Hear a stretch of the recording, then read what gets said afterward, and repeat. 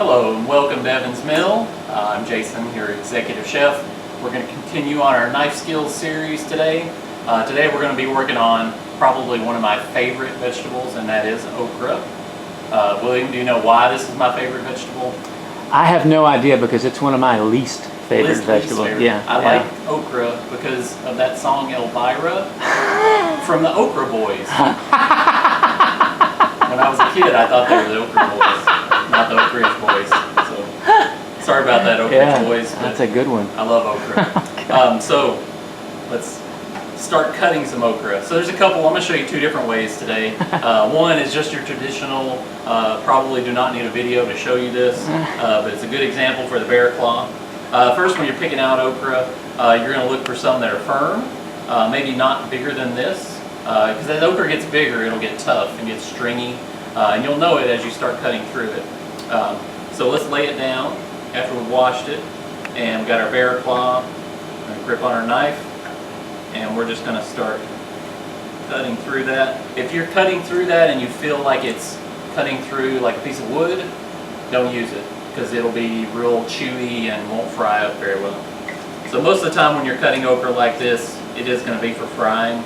I tend not to put that little cap in my fried okra, so we'll just keep it nice and keep that off. You can, if you want to, go through and trim those off before you start cutting, but I actually like to leave it on there. It'll give you something to hold on to as you're cutting. And you just want to cut it up and then toss it in a bowl with some cornmeal, and you're about ready to fry. Of course, okra has all that sticky stuff in it, so it'll start, I usually go ahead and put it on your bowl, otherwise the stickiness will start coming out. That's why I don't like okra, it's the sticky stuff inside. You don't like the stickiness? Yeah, I don't like those little sticky things, So is that it? No, that's not it, not it. We got one more. This one, actually, one of our other chefs, Miss Allison, this is her favorite way to cook okra, and I'd never had it that way as a kid. But you want to take the whole okra and maybe trim off that top, unlike the other way we cut it, and then take it and cut it lengthways.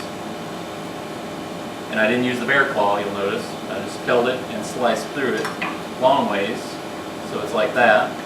And then you can take those and take a baking sheet and brush it with butter, season it with a little salt and pepper, and then lay the okra down on that, and then roast it in the oven. They get nice and crispy and buttery and toasty and really good. You might like them that way because they won't have the slime in them. But that's a good way to try the okra too. And you guys, you can sing Elvira while you're enjoying your okra. We'll see you next time. Thank you.